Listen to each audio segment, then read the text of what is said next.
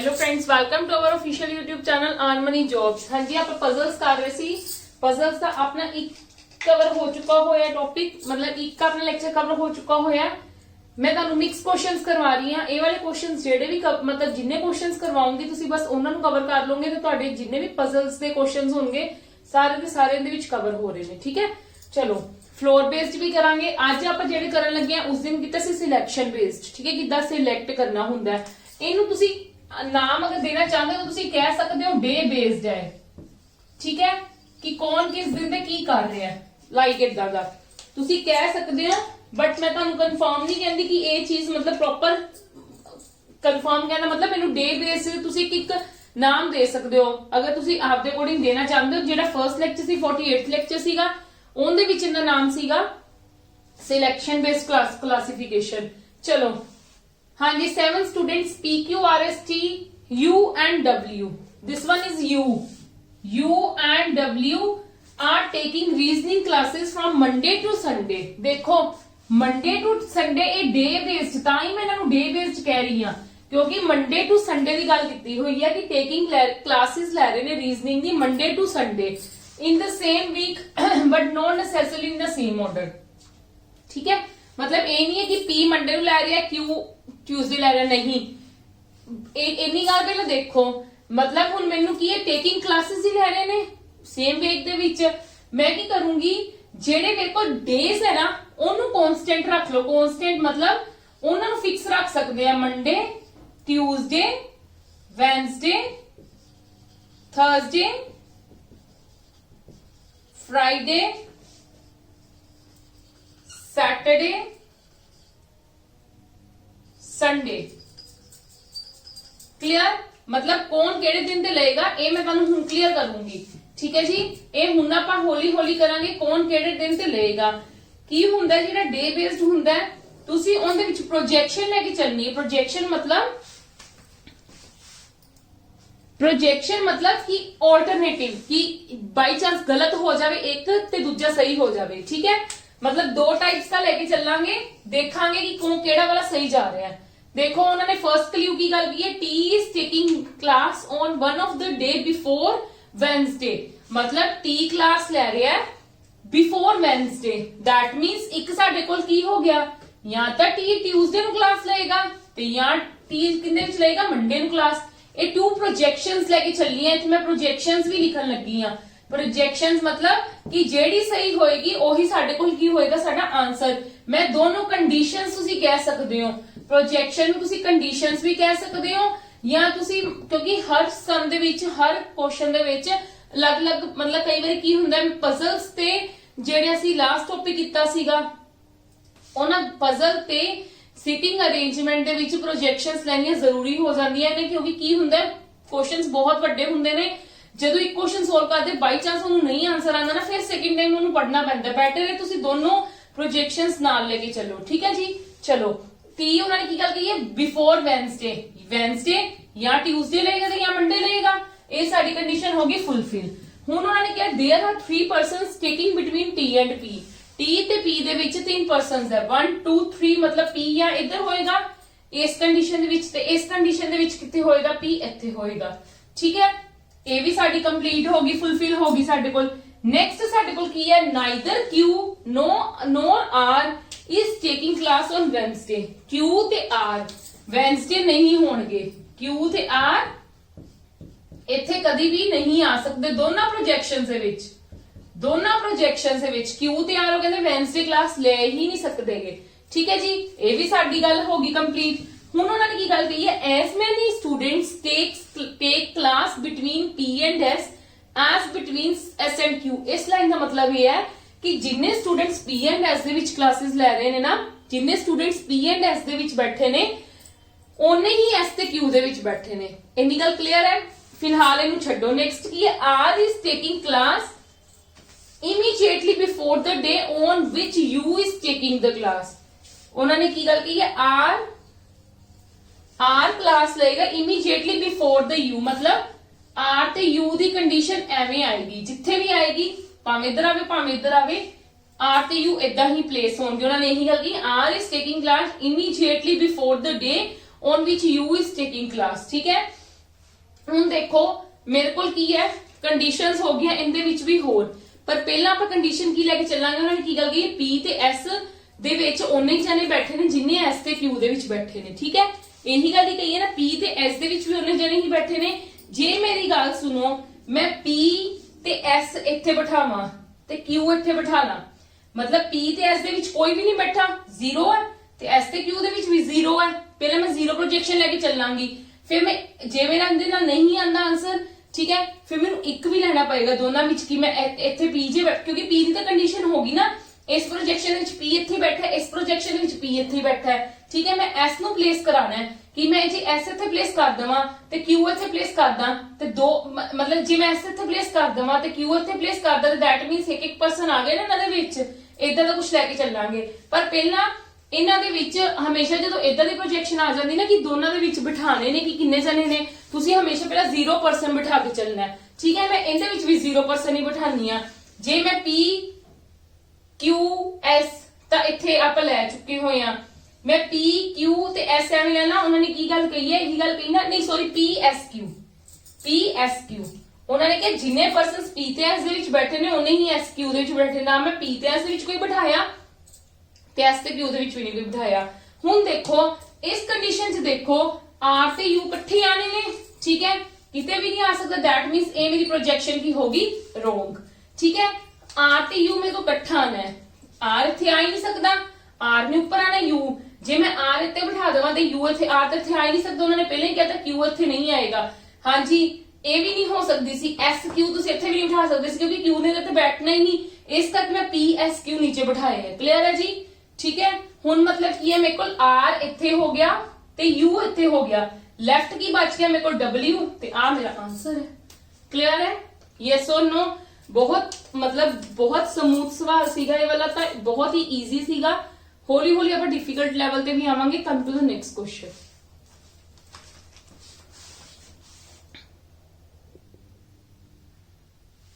Yes, come to the next question now. देखो in the which की हो रहा है, there are 7 persons A B C D E F and G, all of them go to market in a week starting from Monday to Sunday। ठीक है, Monday to Sunday दी गल है, ते आपां Monday, Tuesday, Wednesday, Thursday, Friday, Saturday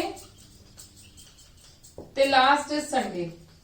ठीक है, market जा रहे हैं, कौन जा रहे ने, A to G।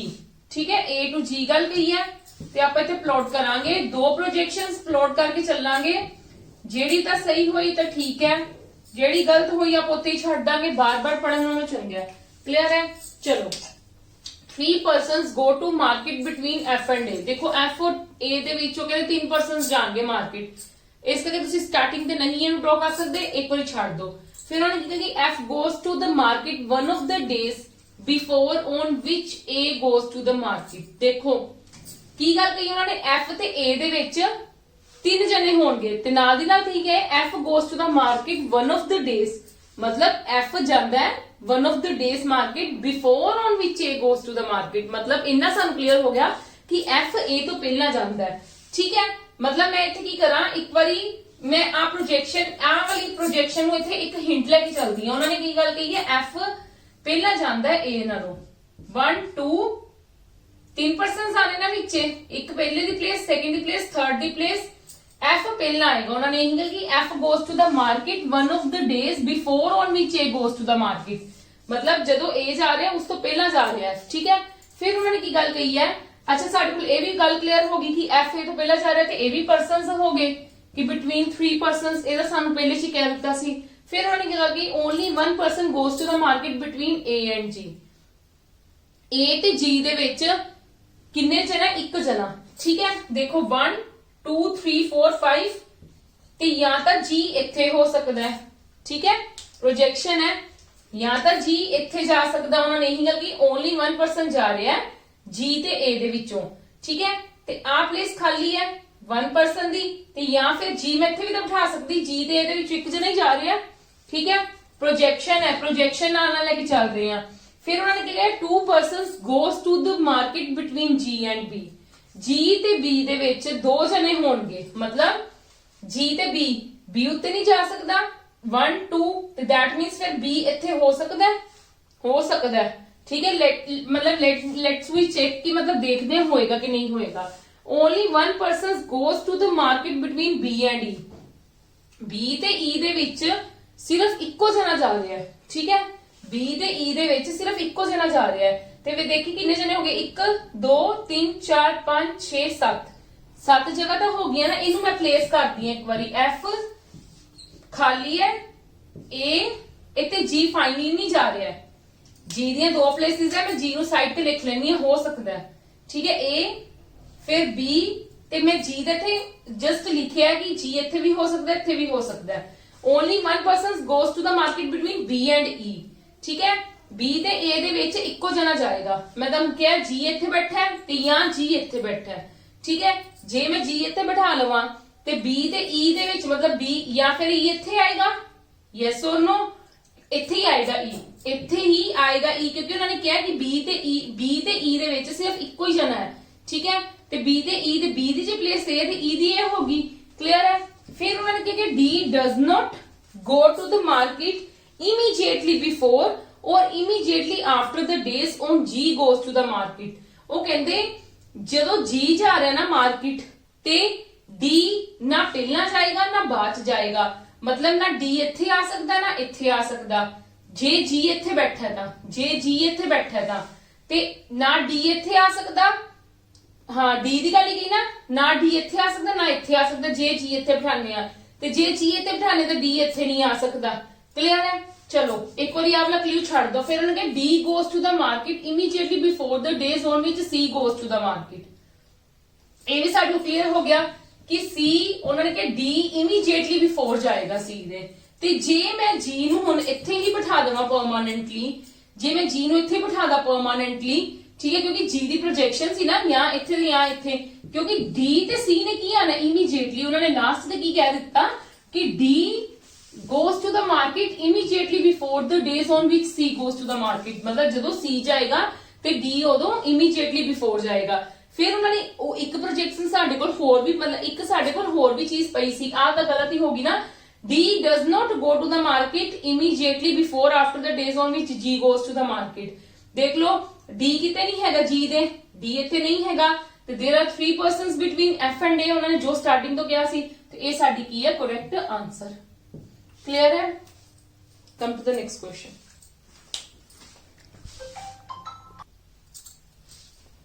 Yes come to the next question. हाँ जी हौली हौली आप टफ लेवल ते आ रहे हैं, ठीक है जी। In college different seminars are scheduled to be held on the 7 days, ठीक है। 7 डेज की गल है, डेज का तुहानू पता ही है, Monday Tuesday Wednesday Thursday Friday Saturday Sunday, ठीक है। साडे कोल आ चीज है, क्लियर है। चलो फिर उन्होंने की गल कही है, हाले मैं इत्थे तक पढ़े on 7 days starting on Monday and ending on Sunday, ठीक है। 2 seminars are scheduled to be held on Saturday as well as on Sunday। ਉਹ ਕਹਿੰਦੇ ਜਿਹੜੇ 2 seminars है ना ਕੀ ਹੋਣਗੇ ਸੈਟਰਡੇ ਤੇ ਸੰਡੇ 2 seminars ਹੋਣਗੇ and 1 seminar on each of the remaining days। ਜਿਹੜੇ 5 ਦਿਨ ਹੈ ਉਹਨਾਂ 'ਚ ਸਿਰਫ ਇੱਕੋ ਸੈਮੀਨਾਰ ਹੋਏਗਾ, ਸੈਟਰਡੇ ਤੇ ਸੰਡੇ 2 ਸੈਮੀਨਾਰਸ ਹੋਣਗੇ। ਬਹੁਤ ਇੰਪੋਰਟੈਂਟ ਚੀਜ਼ ਹੈ, ਵਾਲੀ ਮਾਈਂਡ 'ਚ ਰੱਖਣੀ ਹੈ। ਫਿਰ ਉਹਨਾਂ ਨੇ ਕਿਹਾ the seminars had to be in these days are, ਜੋ ਵੀ ਦਿੱਤੇ ਹੋਏ ਨੇ B F Q S T W V and C, but not necessarily in the same order। ਚਲ ਮੇਨ ਪੁਆਇੰਟ ਤੇ ਆ ਜਾਓ। T is scheduled to held on Thursday। T the fix ਹੋ ਗਈ ਪੋਜੀਸ਼ਨ ਥਰਸਡੇ ਨੂੰ। T ਉਹਨਾਂ ਨੇ ਕੀ ਗੱਲ ਕਹੀ ਹੈ, ਇੱਥੇ ਹੈ ਥਰਸਡੇ, ਕਲੀਅਰ ਹੈ।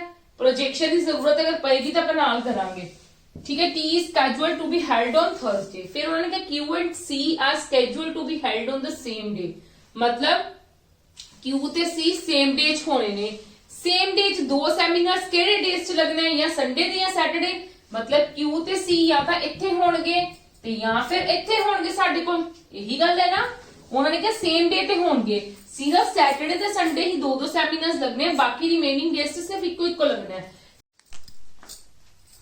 V is scheduled to be held 3 days before B।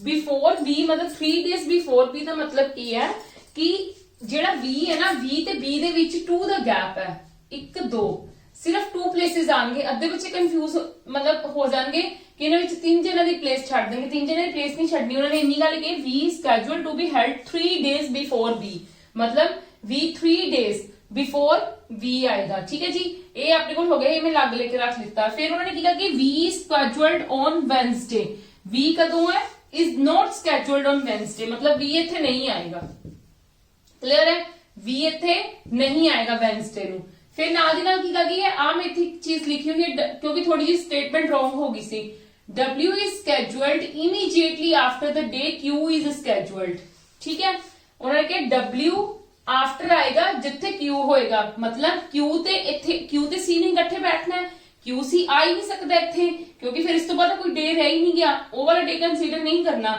Sunday तो बाद कोई डे कंसीडर नहीं करना क्योंकि 7 दिनों की गल की गई है क्लियर है जी इस करके Q तो बाद W आना ते इत्थे QC नहीं हो सकता ते दैट मींस QC किथे हो गया इत्थे क्लियर है QC इत्थे नहीं हो सकता QC इत्थे आ गया ते साडे कोल इत्थे W आ गया क्योंकि Q तो बाद की आना W आना है क्लियर है हुण आपां B ते B नूं बिठाने आ देखो मैं B ते B नूं बिठाना है ते मैं जे B नूं इत्थे नहीं बिठा सकदी ठीक है जे मैं B नूं इत्थे नहीं बिठा सकदी जे B इत्थे बैठेगा बट ऑब्वियसली क्योंकि इतने सारे फिल हो गए बी इतने बैठेगा फिर वी कितने आएगा दो प्लेसेस छड़ के ते ऑब्वियसली फिर वी कितने आएगा इतने आएगा क्लियर है जी वैसे तुसी ये भी चेक कर सकते हो क्योंकि बी या तो फिर इतने बैठना चाहिए जी वी मतलब वी इतने भी नहीं बैठ सकता ठीक है ये तुहानू पता लग ही जाएगा क्लियर है जी इन्नी गल क्लियर है फिर उन्होंने कहा F is scheduled immediately after the day V is scheduled मतलब एफ कितने आएगा इमीडिएटली वी तो बाद F is scheduled immediately after day V is scheduled S is not scheduled on Monday. Monday नहीं आएगा तो obviously बाकी दा फिल है सब दा साडे कोल की आना है एक प्लेस आना है एक प्लेस फिल हो चुका है सिर्फ सैटरडे ते संडे सीगे जिद्दां दो सैमीनार्स नु प्लेस करना है ठीक है तो obviously W दे नाल की आ जाएगा S आ जाएगा S होना है कि मंडे नु नहीं हो सकदा ते जेड़ा बचिया होया कौन है विचों U है इत्थे U इत्थे प्लेस कर दो क्लियर है जी ठीक है come to the next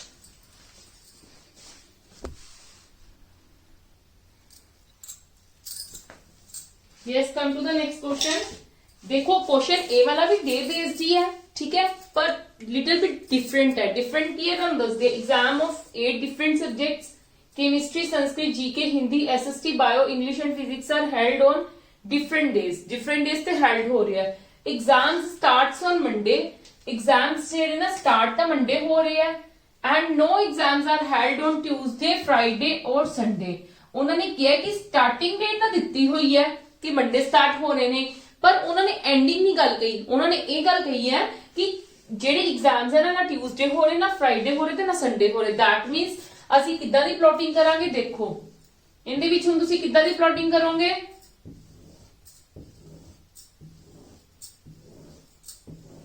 8 exams है मैं 8 ਲਈ प्लॉटिंग कर दी क्लियर है हुण उन्होंने की गल कही है कि स्टार्ट तो मंडे हो रहे हैं मैं स्टार्टिंग तो मंडे लिख लिया ठीक है मैं स्टार्टिंग का मंडे लिख लिया पर उन्होंने एंडिंग नहीं कही उन्होंने एक गल कही है कि ट्यूसडे नहीं हो सकता फ्राइडे नहीं हो सकता तो संडे नहीं हो सकता मतलब ट्यूसडे नहीं हो सकता मैं तो लिखांगी नहीं मतलब वेडनेसडे होएगा ठीक है थर्सडे भी होएगा फ्राइडे नहीं हो सकता दैट मीन्स सैटरडे होएगा ठीक है सैटरडे तो होएगा संडे नहीं हो सकता साढ़े को 8 एग्जाम्स है मतलब 4 डेज ये हो गए अगेन मंडे वेडनेसडे थर्सडे और सैटरडे क्लियर है क्योंकि इन्हां 3 दिनों दे विच हो ही नहीं सकदा साडे कोल 8 एग्जाम्स है ठीक है ते 2 एग्जाम्स भी इकट्ठे नहीं हो सकते नो एग्जाम्स आर हेल्ड और ये चीज लिखी हुई है पर 2 एग्जाम्स इकट्ठे नहीं हो सकते क्लियर है जी अगो की Hindi exam is held immediately before GK exam ये सानू क्ल्यू मिलिया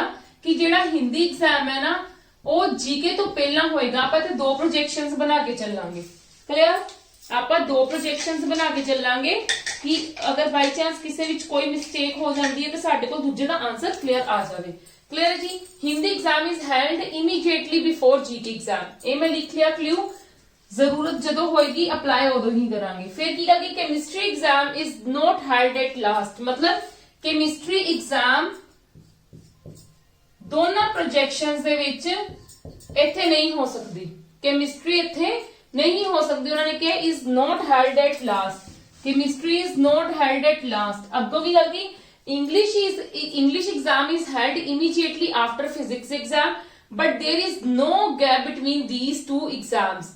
there is no day gap, there is no day gap, मतलब डे दा गैप मतलब जे मंडे हो रहा वेंसडे नहीं हो सकता, होंगे कंटिन्यूअसली। केड़े केड़े? English exam is held immediately after physics, मतलब फिजिक्स पहला होएगा ते इंग्लिश बाद च होएगा, ते इन्हां दे विच कोई डे विच नहीं हो सकता। ते डे साडे कोल दो केड़े इकट्ठे ने, वेंसडे थर्सडे, वेंसडे थर्सडे, मतलब फिजिक्स एंड इंग्लिश या तो इत्थे आएगा सेकंड प्रोजेक्शन दे विच, फिजिक्स ते इंग्लिश इत्थे आएगा, या क्लियर है?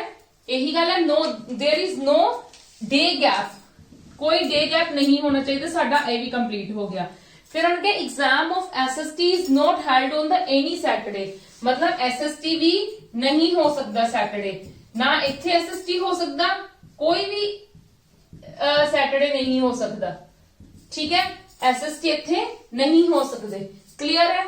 ये भी साडे को क्लियर कंप्लीट हो गया। फिर उन्होंने कहा 2 exams are held between English exam and GK exam, English ते जीके दे विच 2 एग्जाम हो सकते ने, मतलब 2 एग्जाम होंगे।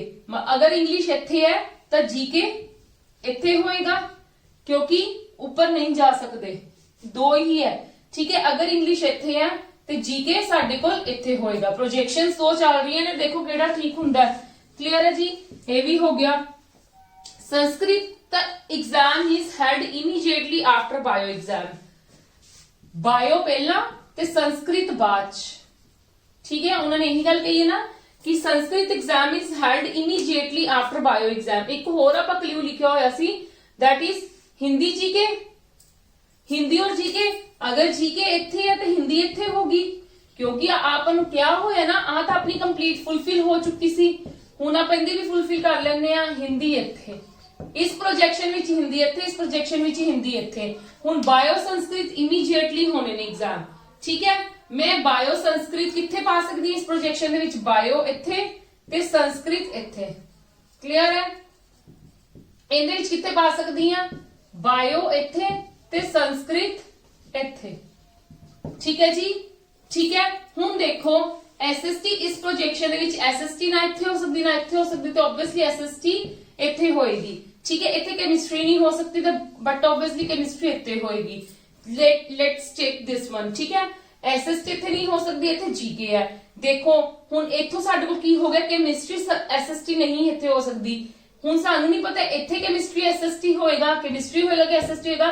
दैट मीन साडी आ वाली प्रोजेक्शन की होगी, रोंग होगी आ वाली प्रोजेक्शन। दैट मीन साडी आ प्रोजेक्शन की होगी बिल्कुल ठीक होगी, साडे कोल आंसर बिल्कुल करेक्ट आ गया। क्लियर है जी? यस और नो? इहदे विच की सीगा, हैगा डे बेस्ड है, पर इहदे विच इह गल कही हुई है कि जिहड़े डेज दित्ते होए ने, स्टार्टिंग पॉइंट तो दिता होया बट एंडिंग पॉइंट नहीं दिता होया, और रिपीटिंग हो रहा है, कुछ डेज विचों मिस सीगे। क्लियर है? कम टू द नेक्स्ट, इस तरह example. Yes, come to the next question now. इहदे विच आपां नूं की गल कही है, इहदे विच क्या है, 7 employees M, N, O, P, Q, R and S of a company went for a trip in the different months from which months? From January to July. January to July गई है, ठीक है? In a year. आपा कितना plot कर रही है? 7 employees है और 7 ही months है, ठीक है? आपा इधरों month start करते हैं, January, February, March, April, मई, जून और जुलाई।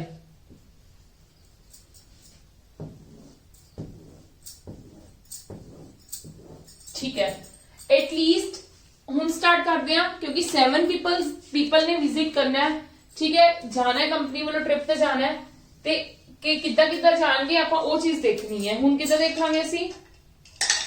देखो at least 3 persons went for trip between N और O। N और O ਦੇ ਵਿੱਚ 3 ਪੀਪਲ ਹੋਣੇ ਚਾਹੀਦੇ ਨੇ, 1 2 3। ਉਹਨਾਂ ਨੇ ਕਿ ਐਟਲੀਸਟ 3 persons between ਇਹਨਾਂ ਦੋਨਾਂ ਦੇ ਵਿੱਚ ਹੋਣੇ ਚਾਹੀਦੇ ਨੇ, ਜਾਂ N O ਇਦਾਂ ਹੋ ਜਾਏਗਾ ਤੇ ਜਾਂ O N ਇਦਾਂ ਹੋ ਜਾਏਗਾ, whatever, ठीक है, दो प्रोजेक्शंस लेके चलांगे। पहले मैं कोई साइड पे बनाया है कि या एन ऊपर होएगा ओ नीचे या ओ उत्ते होएगा ते एन नीचे। ठीक है, at least 3 persons went for trip between N and O. Q went for trip immediately after O. Okay, Q है ना immediately after O होएगा। Q मतलब Q immediately after O। अगर इस केस च वेखे जावे Q इत्थे ते इस केस च वेखे जावे Q इत्थे।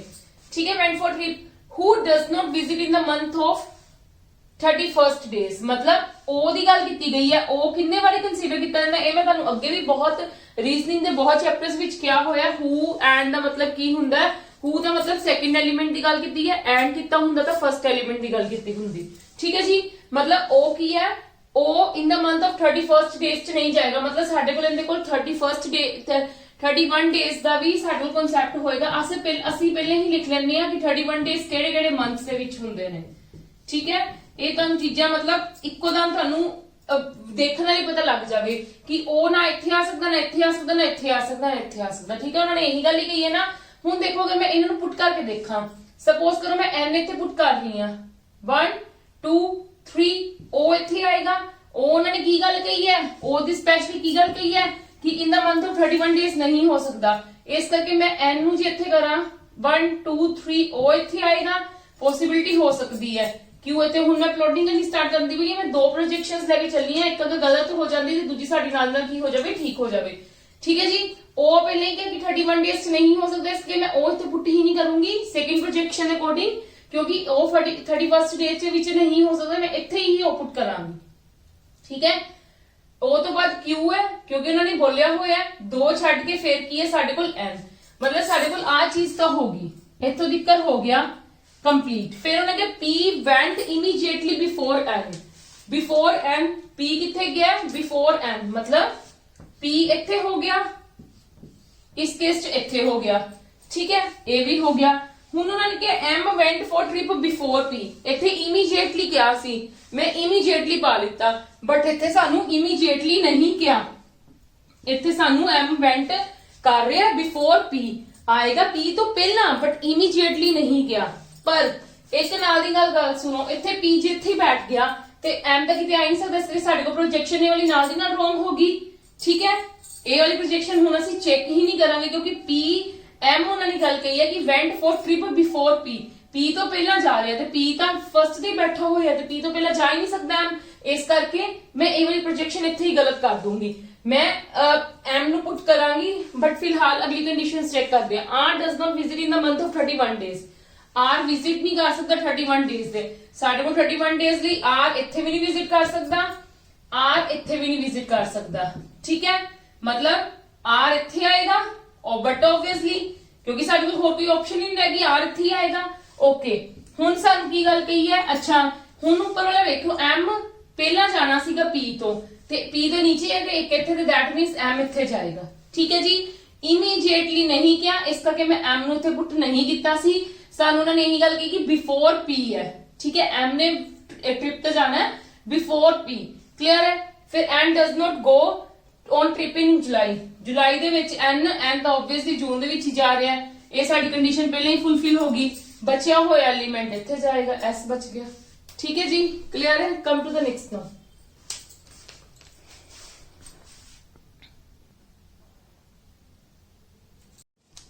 Yes, come to the next question now. This is little bit difficult, मतलब difficult नहीं है, थोड़ा सा लेवल हाई कर ਦਿੱਤਾ मैं ਹੁਣ।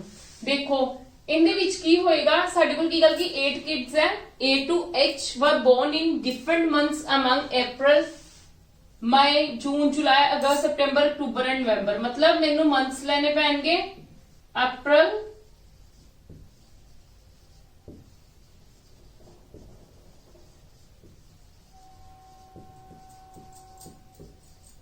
फाइन। ठीक है, ਇਹਦੇ ਵਿੱਚ ਕੀ ਹੈ,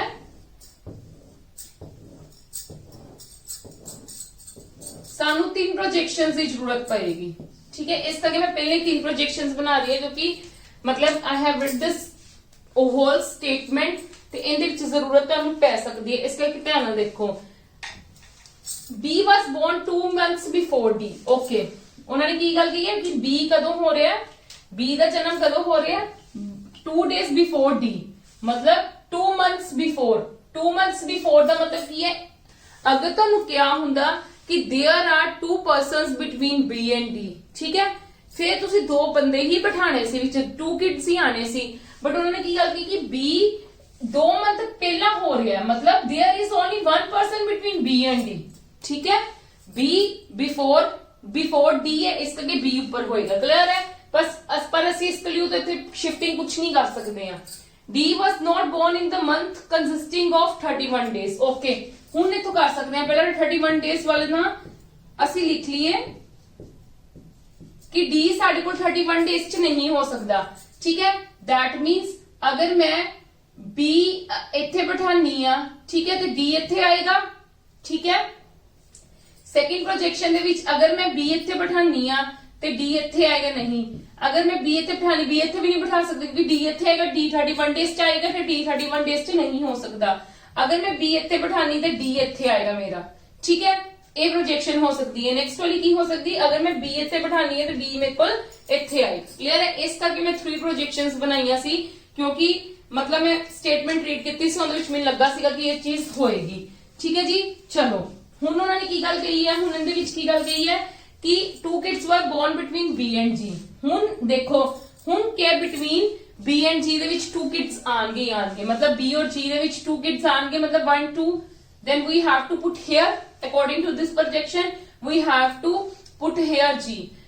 ਇਸ ਪ੍ਰੋਜੈਕਸ਼ਨ ਦੇ ਅਕੋਰਡਿੰਗ G ਜਾਂ ਤਾਂ ਇੱਥੇ ਆਏਗਾ ਤੇ ਜਾਂ G ਸਾਡੇ ਕੋਲ ਇੱਥੇ ਆਏਗਾ, ਕਿਉਂਕਿ 2 persons 1 2, ओके, G ਇੱਥੇ ਆਏਗਾ ਜਾਂ, ਠੀਕ ਹੈ, 2 persons ਜਾਂ G ਇੱਥੇ ਆਏਗਾ ਜਾਂ G ਇੱਥੇ ਆਏਗਾ, ਕਲੀਅਰ ਹੈ। ਇਸ ਦੇ ਅਕੋਰਡਿੰਗ ਨੀਚੇ ਤਾਂ ਆ ਨਹੀਂ ਸਕਦਾ, ਇੱਥੇ ਆਏਗਾ G, ਠੀਕ ਹੈ। ਨੈਕਸਟ ਦੇਖੋ, A was born before G, okay, A was born before G, ਇੱਥੇ ਤਾਂ ਹੋ ਗਿਆ ਕਿਉਂਕਿ before G ਤੋਂ ਪਹਿਲਾਂ ਸਿਰਫ ਇੱਕੋ ਹੀ ਖਾਨਾ ਖਾਲੀ ਸੀਗਾ, ਇੱਕੋ ਹੀ ਜਗ੍ਹਾ ਖਾਲੀ ਸੀ ਤਾਂ ਉਹਨਾਂ ਨੂੰ ਪਲੇਸ ਕਰ ਦਿੱਤਾ, ਬਟ ਇੱਥੇ ਤਾਂ देयर आर सो मेनी, ਠੀਕ ਹੈ, ਹਾਲੇ ਤਾਂ G ਦੀ ਪੋਜੀਸ਼ਨ ਹੀ ਫਿਕਸ ਹੋਈ। ਲਾਸਟ ਦੇ ਵਿੱਚ ਵੀ ਦੇਖ ਲਓ ਉੱਪਰ 2 ਨੇ, ਠੀਕ ਹੈ, ਤੇ ਪਤਾ ਨਹੀਂ A ਕਿੱਥੇ ਆਏਗਾ, ਇਸ ਕਰਕੇ ਆਪਾਂ ਹਲੇ ਪੁੱਟ ਨਹੀਂ ਕਰ ਸਕਦੇ, ਇਸ ਲਈ ਮੈਂ ਇਹਨੂੰ ਸਾਈਡ ਤੇ ਲਿਖਣ ਲੱਗੀ ਆ ਕਿ A G ਤੋਂ ਪਹਿਲਾਂ ਆਏਗਾ, ਠੀਕ ਹੈ। ਹੁਣ ਹਲੇ ਮੈਨੂੰ ਇੱਥੇ G ਦੀ ਵੀ ਫਿਕਸ ਨਹੀਂ ਹੋਈ ਹੈ ਪੋਜੀਸ਼ਨ, ਹਾਂ ਹੋ ਗਈ ਹੈ, ਦੇਖੋ A ਨੇ G ਤੋਂ ਪਹਿਲਾਂ ਆਣਾ ਹੈ, ਇਸ ਕਰਕੇ G ਦਾ ਇੱਥੇ ਆ ਹੀ ਨਹੀਂ ਸਕਦਾ ਕਿਸੇ ਵੀ ਹਾਲਤ ਦੇ ਵਿੱਚ, then we have to put here G। ਹੁਣ ਤਾਂ A ਆ ਹੀ ਸਕਦਾ ਕਿਤੇ ਵੀ, ਕਲੀਅਰ ਹੈ, G ਦੀ ਪੋਜੀਸ਼ਨ ਫਿਕਸ ਹੋ ਗਈ। F was born immediately after E but not born in the month which has 30 days, okay। F ਉਹਨਾਂ ਨੇ ਗੱਲ ਕੀ ਹੈ ਕਿ ਇਹ ਤਾਂ ਸਾਡੀ ਕੰਪਲੀਟ ਹੋ ਗਈ, ਇਸ ਕਰਕੇ ਮੈਂ ਇਰੇਜ਼ ਕਰ ਰਹੀ ਹਾਂ ਵਾਲੀ। F immediately ਹੈ, ਹਾਂ F immediately after E ਹੈ, ਪਰ 30 days ਵਾਲੇ ਦੇ ਵਿੱਚ born ਨਹੀਂ ਹੋ ਰਿਹਾ, ਠੀਕ ਹੈ। F E ਤੋਂ ਬਾਅਦ ਹੈ, ਬਟ 30 days ਵਾਲੇ ਵਿੱਚ ਨਹੀਂ ਹੋ ਰਿਹਾ, मतलब अगर मैं E ਇੱਥੇ ਬਿਠਾਵਾਂ ਇਸ ਪ੍ਰੋਜੈਕਸ਼ਨ ਦੇ ਵਿੱਚ ਤੇ F ਇੱਥੇ ਆਇਆ, ਨਹੀਂ ਹੋ ਸਕਦਾ 30 days ਵਾਲੇ ਵਿੱਚ, मतलब अगर मैं E ਇੱਥੇ ਬਿਠਾਣੀ ਤੇ ਫਿਰ F ਇੱਥੇ ਆ ਗਿਆ, ਠੀਕ ਹੈ। ਹੁਣ ਇਸ ਪ੍ਰੋਜੈਕਸ਼ਨ ਦੇ ਵਿੱਚ ਅਗਰ ਮੈਂ E ਇੱਥੇ ਬਿਠਾਣੀ ਹੈ, F ਇੱਥੇ ਆ ਗਿਆ ਤੇ ਬਿਲਕੁਲ ਠੀਕ ਹੈ, ਹੋਰ ਕਿਤੇ ਬਿਠਾ ਸਕਦੀ ਹਾਂ, E F ਨਹੀਂ, ਕਿਉਂਕਿ 2 वेकेंट सीट्स है ही नहीं किते। अगर ਇੱਥੇ ਹੈਗੀ ਤੇ ਇੱਥੇ F 30 ਚ ਆ ਰਿਹਾ ਤੇ F 30 ਚ ਨਹੀਂ ਆ ਸਕਦਾ। ਇਹਦੇ ਵਿੱਚ ਇੱਕ ਤਾਂ ਸੀਟ A वेकेंट है, ठीक है, ਇੱਕ ਸਾਡੇ ਕੋਲ ਸੀਟ A ਵਾਲੀ वेकेंट है। क्यों ना ਅਸੀਂ ਇੱਥੇ ਬਿਠਾ ਦਈਏ ਇੱਕ ਵਾਰੀ, ਕਿਉਂਕਿ ਇਸ ਪ੍ਰੋਜੈਕਸ਼ਨ ਦੇ ਵਿੱਚ ਤਾਂ ਹੋ ਹੀ ਚੁੱਕਿਆ ਹੈ। ਇਹ ਪ੍ਰੋਜੈਕਸ਼ਨ ਇੱਥੇ ਬਿਠਾਉਣ ਵਾਲੀ ਪ੍ਰੋਜੈਕਸ਼ਨ ਤਾਂ ਆਲਰੇਡੀ ਇੱਥੇ ਹੋ ਹੀ ਚੁੱਕੀ ਹੈ। दैट मींस ਮੇਰੇ ਕੋਲ ਇਸ ਪ੍ਰੋਜੈਕਸ਼ਨ ਦੇ ਵਿੱਚ ਇੱਥੇ ਆਏਗਾ, ਠੀਕ है। ਇਹ ਵੀ ਮੇਰੇ ਕੋਲ ਹੋ ਗਿਆ।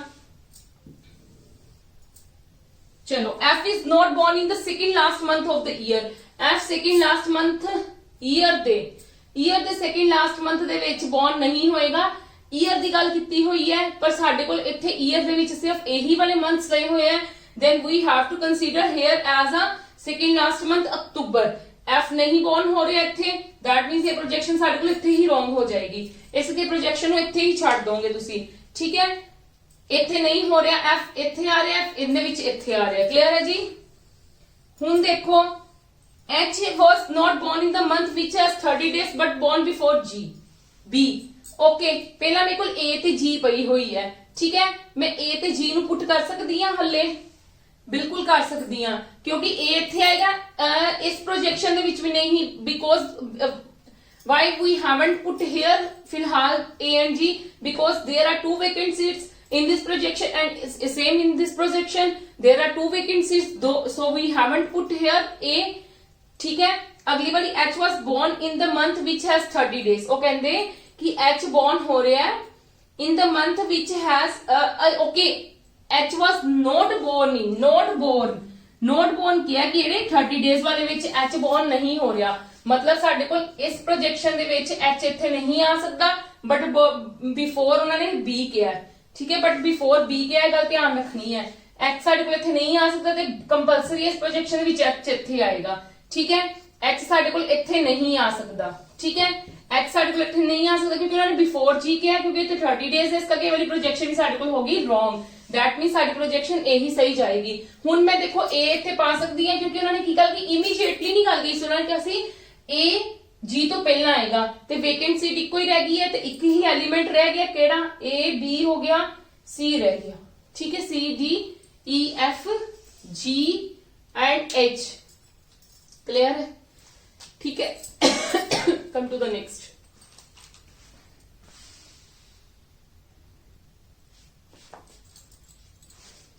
हाँ जी, आज का लेक्चर आप इत्थे खत्म करते हैं, ठीक है जी। ये सीगे सारे डे बेस्ड, कल जेडे पहले वाले लेक्चर दे विच सीगे 48 वाले लेक्चर दे विच सीगे उहदे विच मैं तुहानू बुलाए सीगे क्लासिफिकेशन और selection based you can say, ठीक है। ये डे बेस्ड सीगे, जिन्ने भी डे बेस्ड थे सीगे क्वेश्चंस मतलब तुहानू इत्थे कवर करवा चुकी हुई है। हुण मैं देखिया कोई होर सेम एग्जांपल्स है, so then we have no need to मतलब discuss here. Now you can solve that examples, मतलब every example you can solve easily if you will try these things, ठीक है। कल आप करांगे बॉक्स बेस्ड पजल्स करांगे इन 50th lecture दे विच मैं तुहानू बॉक्स बेस्ड करवाऊंगी, वो भी बहुत इंपॉर्टेंट है। फिर साडी फ्लोर और फ्लैट बेस्ड आएगी, फिर साडी एक होर आएगा, ठीक है, और scheduling based I think so, मतलब नाम नहीं हले मैं उस चीज नू दे पाई हां, ठीक है। मैं देखूंगी उन्होंने नाम की देने हैं, कुछ भी है, पर कल आप जेड़ा करांगे 50th लेक्चर दे विच that we will discuss about the box based puzzles, वो भी बहुत इंपॉर्टेंट है। सब नालों जेड़ी इंपॉर्टेंट चीज है वो एक मैं तुहानू करवा चुकी हुई है, एक फ्लोर ते फ्लैट बेस्ड। आजकल एग्जाम्स दे विच बहुत तरह के क्वेश्चंस इस तरह के आंदे ने, अपने फ्लोर फ्लैट बेस्ड दे, अपने पंजाब दे एग्जाम्स दे विच भी आंदे ने, इवन इनकी सेंटर दे एग्जाम्स दे विच भी आंदे, ठीक है जी। आज लेक्चर आप इत्थे खत्म करते हैं और मैं होप कर रही तुहानू सब नू समझ आ रही है, तो मैक्सिमम टू मैक्सिमम वीडियोस नू शेयर करो, लाइक करो, थैंक यू।